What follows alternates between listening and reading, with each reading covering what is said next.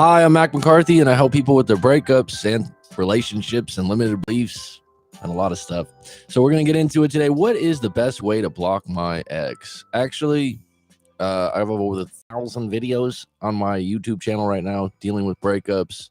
At the core of my work is what's your breakup story? Let me unpack it for you because your story counts way more than labeling it, than saying they're a narcissist or they cheated. What happened? What happened in your story?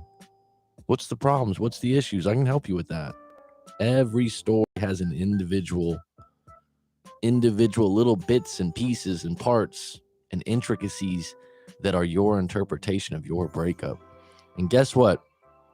Out of all my videos right now, the hottest topic is blocking your ex. Comes up again and again and again and again and again. People seem to be fixated on this. And a lot of times it's pretty simple, right? To block or not to block is the question. The reality is a lot of people don't want to block because they feel like they're cutting off the airwaves. And if they do that, their ex will never be able to contact them again. How are they going to contact me? You don't block someone out of a breakup because you're eliminating the process of them contacting. You're doing it because negotiations are off. It hurts you to contact them. All right, so let me get into it today. I have the quote of the day. We have a story at the end. Please put any questions or thoughts, anything going on in your life in the live stream chat, and I will get to that in about 10, 15 minutes. If you have any topics you want me to get into next week, go ahead and throw those in too. Let's get into it. So, what is the best way to block your ex? First, assess, why am I considering doing this? Okay? Why are you considering doing this? This is to do or not to do, but why are you considering it? So, for example, every time we interact, I end up crying. That would be a reason to block. We just keep coming up with the same things over and over again and we get nowhere. That would be a reason to block. I just want to move on and move forward with my life. That would be a good reason to block. You with me? What are my intentions in blocking them? That would be the next question, right? So before you get to the spot where the best way to block them, those are two questions to ask. It says, why am I considering doing this? What are my intentions in blocking them? Now, if you think blocking them is going to hurt them and somehow make them call you, then I wouldn't do it. If you think blocking them will help you move forward and eliminate the idea that you have no control in the situation, that's what blocking is. You have some control over the situation. Instead of worrying and thinking if they'll call you or what they've said about you and whatnot, you should just eliminate the process and take the bull by the horns, okay? If it hurts you or upsets you to interact with them further, then block them, okay? And block them on all platforms. At this point in the 21st century, social media is a part of many people's lives, and it's here to stay. When you go through a breakup, it's probably the worst thing you can do to stay connected to your ex. What I mean by the worst thing, stay connected through social media. Easily, in my experience, the worst thing you can do. The information is fragmented and incomplete. You get a picture of them looking happy, and your mind starts running a series of assumptions that doesn't help you out of the breakup woods. You will actually become fixated on checking on them to get whatever crumbs you can find. Most people don't go on social media to show that they are doing bad or even sad. They go on social media to show off, especially post-breakup. I can't tell you how many times I've dealt with people, hey, should I post a picture of me looking really happy with another chick on my motorcycle? Go ahead and do that. But if you don't get the reaction you want, you're a fake, you're a phony, you're a liar. How does that feel? Okay, so there's a lot of people staging things on social media to get your attention. I see it on the other end when I talk to people. Don't be a part of the stage show. If your ex is on social media showing how great they are, it's probably an overcompensation. What's an overcompensation? Even though I'm so sad, I'm going to tell everyone I'm so happy so they won't notice I'm so sad. You with me? Happy people don't need to run to the mountaintops and tell everyone. In fact, they don't tell anyone. They're just happy and they know it internally. Post-breakup is hard, but post-breakup wondering why someone hasn't called you is harder. The best way to block someone is on all avenues and all outlets. If they really want to get a hold of you, they will go through your friend or email. Email is always available. People usually know your email. If they don't know your email, they can look you up. There's very few people in the world that don't have email. It's actually what used to be your address, right? People will find you. They'll contact a friend. They'll be able to get a hold of you if they really need to. And just to be clear, when I talk about blocking, I'm primarily talking about social media first and foremost, because it's the most poisonous thing. You don't block people to hurt them. You block them to move forward with your life. Without that voice in your head saying, why haven't they called me, or why did they post this? You can eliminate that voice. You can cut it off. The voice goes away when you cover the airways with a nice, clean, sturdy blocking.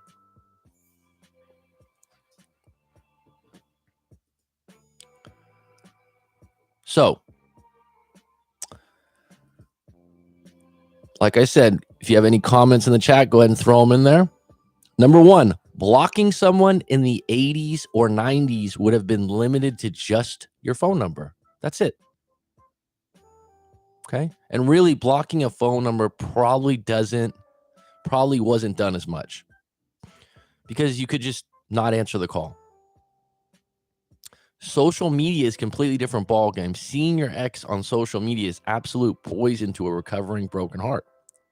Every time they post something that even smells of excitement or happiness, it will hurt you, because people want you to feel what they feel.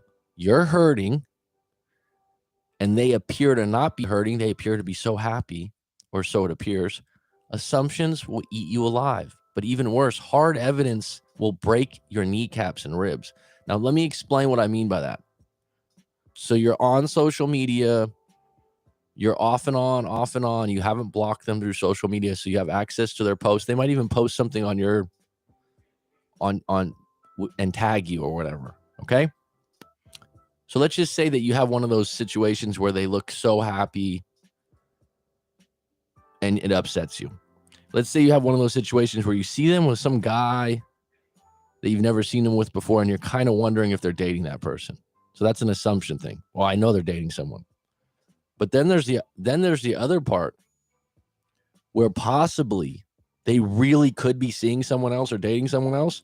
That's when you're going to get your kneecaps taken out from under you, and it really hurts when there's hard evidence of that. Okay? So you're exposing yourself to the possibilities of A, making assumptions on something that's not that big a deal, or B, actually finding hard evidence that really hurts you. I can't tell you how many times I've had, especially guys, that will keep going over and over again to their ex's IG account, and their ex is dating someone else, and they have all this information, all these pictures on this guy, and it's just hurting them over and over again.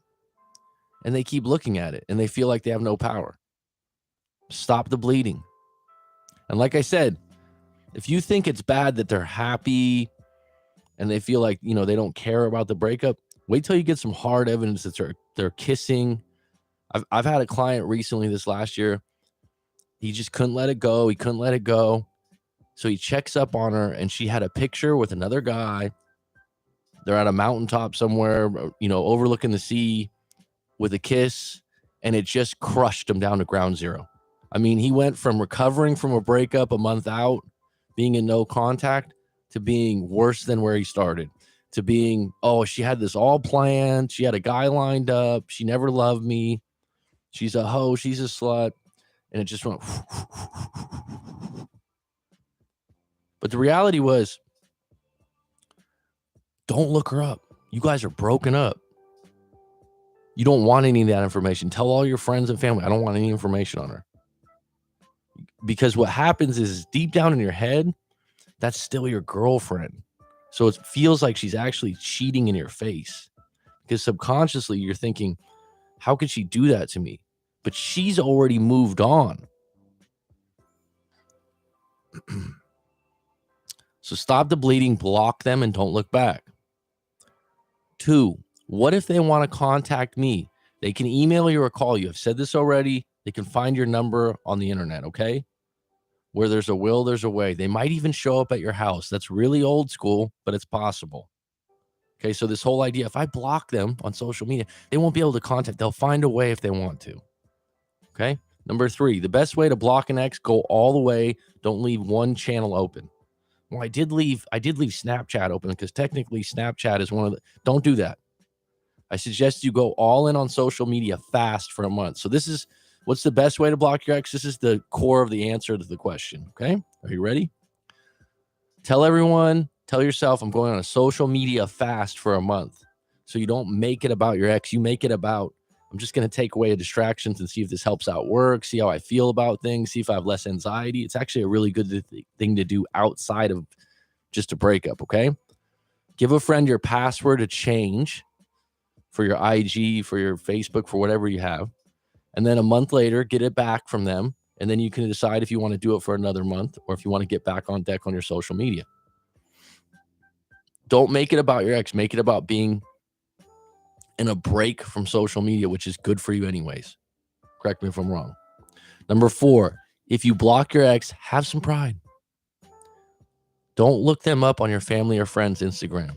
It's just poisonous and it's pathetic. I've had a lot of clients do it. When they tell me about it, they're embarrassed to tell me. They're laughing. They're like, yeah, I had to use my mom's password and I went into Instagram and that's how I do it usually. Have some pride. Have some dignity. Number 5, blocking actually helps you become in control. A lot of people, their biggest problem is there's uncertainty. They're not calling me. You feel like you don't have any control.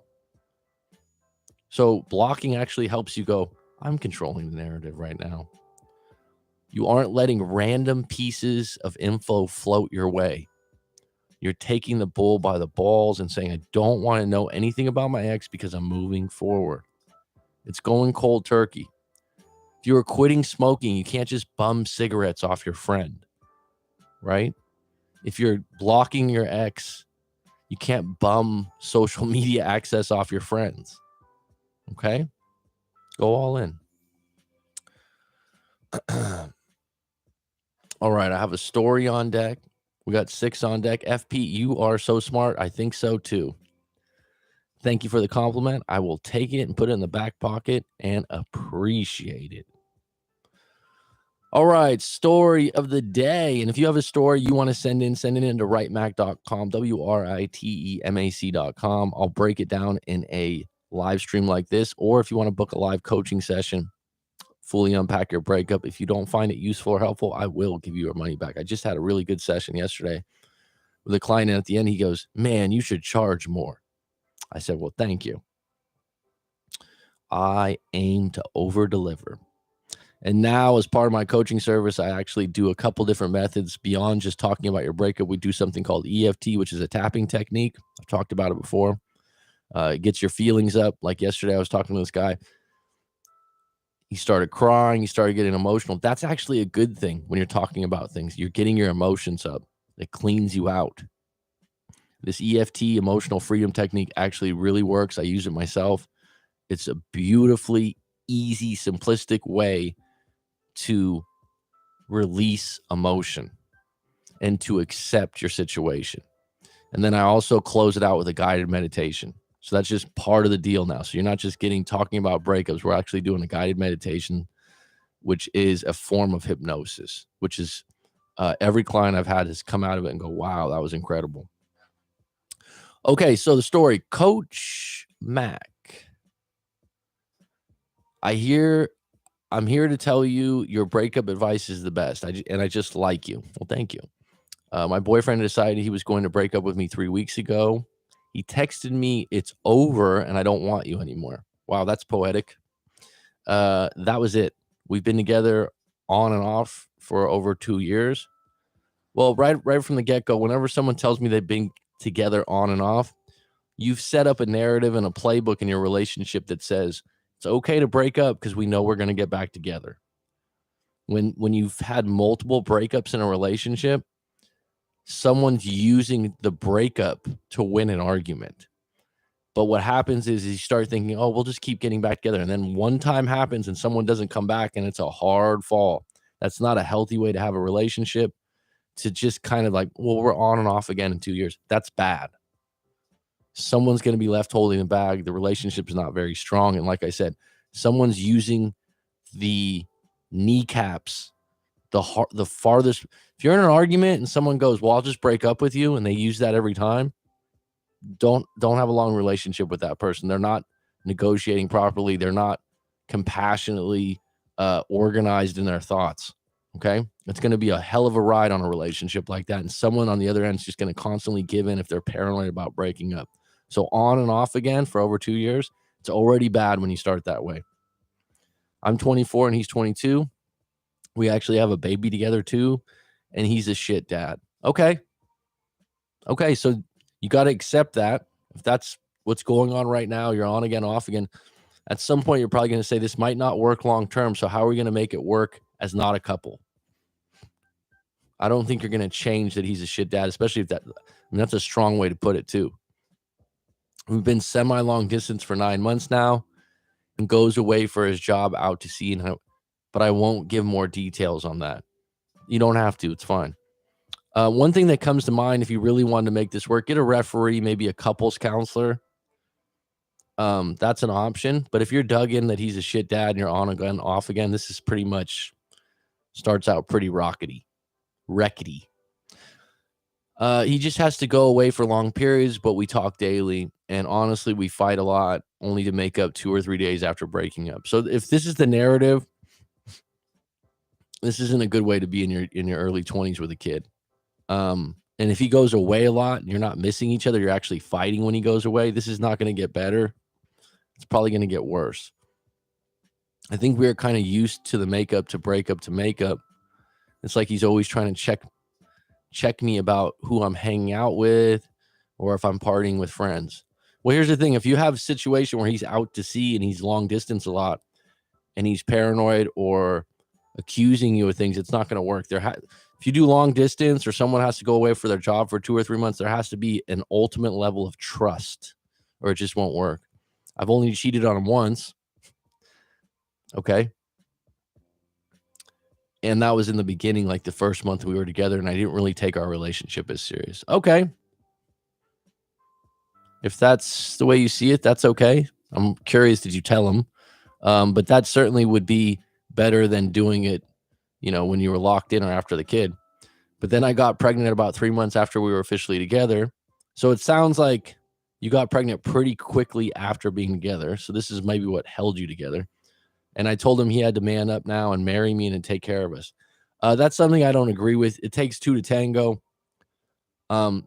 Having a kid with you, if you guys don't get along or it's not ideal, he doesn't have to marry you because he had a kid with you. He does have a responsibility towards that kid. It would be nice and admirable for him to try to make it work, but 2 parents that don't get along and fight a lot isn't a better situation than 2 single parents that make an effort and are more upstanding to be around, right? If he's unhappy with you or you're unhappy with him, you don't just get married because you have a kid. That's not necessarily better for the kid. Witnessing a toxic relationship, right? He's got a good career going in the military, and I think he'll do that for like the next 20 years, but I'm not sure the money is enough for us to live a good lifestyle. And I want to have 2 more kids for sure. He told me it's not a good time to even think about that, but I'm a planner and that's what I do. I'm actually working now as a wedding planner's assistant. So I've got to see all these happy couples getting married and these men being so loving to their wives. Sorry, there's some typos in here. To be It just upsets me because honestly, my man treats me like shit and I'm sick of it. Well, here's the thing.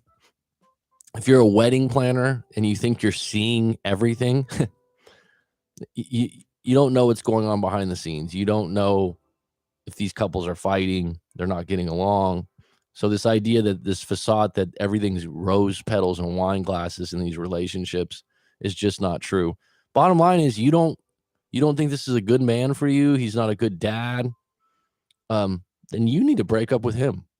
You need to accept the breakup. You need to start moving forward. You need to get your life together because calling him a shit dad, telling him he treats you like shit, this isn't going to make him treat you better. He breaks up with me over text. Who does that? A lot of people actually do. I'm not saying it's wrong. It's right. It's the 21st century. The primary mode of communication is text. So, newsflash. Actually, a lot of people do that. A lot of people get upset over it, but it's not going to take the sting away to do it any other way. If that's your primary way of contacting each other, that's probably the way you're going to break up. But this has been the longest time that we haven't talked. It was like 3 weeks ago. And then he's never responded to my texts or calls this week. He blocked me everywhere. He's out to sea and we have a kid together. This isn't right. Well, I'd agree with that. If you have a kid together, to cut off all communication, we're actually talking about blocking today. You do need to leave the airwaves open because you have a kid together. I agree with that. I'm worried about him and us. Well, you've already said he's a shit dad. You said he treats you like shit. You said you break up off and on for 2 years. And really, you got pregnant 3 months into your relationship. So all these things, it's just not a very stable relationship with good roots. Okay. So calling him a shit dad or calling him a bad partner or not nice to you or this or that, that's not going to motivate him to be better. The fact that you're not getting along and you already have to deal with him coming onshore, offshore, going away for months, this isn't going to work. So how are you going to find a way, instead of throwing darts and making comments of negativity towards him, and get on deck and go, you know what? This probably isn't going to work long term. I've talked to a therapist that said he has narcissistic tendencies. Of course, okay. Yes, he's a narcissist, but I love him. I can't change that. I started watching all these narcissist videos, and I'm thinking like half the people I know are narcissistic. Exactly. That's my point. If you watch these videos, narcissism is an invented thing from a mythical story. There's been multiple psychiatrists, psychoanalysts that have written papers on it, and then it's just blown up. The reality is, she writes, how does that help me? I saw a video you had saying that focus on the problems, not the label narcissist. Thank you. Narcissism to me is a blanket or umbrella topic with all these little subcategories. But like, I'd rather you tell me the actions or the problems that lead to the assessment that this person's narcissistic. So he's not calling you. He doesn't communicate well. He's selfish. How is he selfish? Unpack it further. What are some selfish things he's done? So here's the problem. He's selfish. He doesn't seem to care about me or his kid. He's away too much. Anytime we fight about something, he breaks up with me and then comes back only to sleep with me. All right, well, there you go. This is excellent info and intel. So here's the problem. He's selfish. He doesn't seem to care about me or his kid. He's away way too much. That's not going to change because he's in the military, you said. Anytime we fight about something, he breaks up with me and then comes back only to sleep with me. So you know his playbook and you keep playing into it. At some point, you got to stand up and go, you know what? I'm done. Don't be a victim in this situation, right? It doesn't seem, the question is, are these problems fixable? He's going to go away. I don't know if that's fixable if he's going out to sea with the military. Having him care more about his kid, I don't know if that's fixable in your eyes. Having him break up to make up, it's worked for him, right? And now I think he's talking to another woman, because I ran into his cousin a couple days ago and we talked, and he was like quiet when I asked about my man. And then I said, is he seeing someone else? And the cousin's eyes dropped, and he said, you should talk to him about that he doesn't want to get involved, and it's none of his business. Wouldn't he just tell me no, he's not seeing someone else if that was the case? No, not necessarily. Not necessarily, because he doesn't know. He doesn't want to get involved. He was probably uncomfortable with the question. He didn't want to get into it. That doesn't automatically mean that your boyfriend, your ex, or whatever you would like to call it right now, is seeing someone else because the guy was uncomfortable with that question. That's just assumption based. I don't know what to do. I can't get a hold of him, and he wasn't clear on when he gets back from sea. What do I do with him? Well, here's what I'd like you to do. First and foremost, focus on being a really good mom. Put your time and energy into being the best mom you can be. Number two, you're an assistant to a wedding planner. What is your outlook or future look like? If you said you want to have 2 more kids, I wouldn't promote you having 2 more kids with this guy because it hasn't gone well in 2 years. I would start planning for yourself rather than reacting to what he's doing to you and what he's done wrong. Ask yourself, can I break up with him and be single? Can I move on with my life and be single? How would that look? What do I want to do long term with my career? What would be an ideal type of man for me long term? Because this guy is going to keep running this playbook because it's comfortable. He'll probably come back home and want to hook up. He's been out to sea for a while. That's what he usually does. The question is, what do you really want? Stop reacting to everything he does and blowing a whistle and telling everyone, look what he did to me, look what he did to me, and ask yourself, do I have the confidence, gusto, juice at 24 years old to take my chances and meet someone of better or higher quality for me and focus on your kid? I mean, are you going to be able to have 3 kids and be an assistant to a wedding planner? Where's your future headed? I mean that in a positive way. Are you going to be the wedding planner, not the assistant? So those are some things to look at. If you want to do a live coaching and fully unpack that a little deeper, I'd highly recommend it. Go to rightmac.com and book it. FP, you are so smart, Odd Carlo. Thank you for the clap. I appreciate everyone that was on deck today. Put it in the comments below if you guys have a question for the future on one of these live streams. Something's going on in one of your breakups. Please share. It's been a pleasure. It's curtains.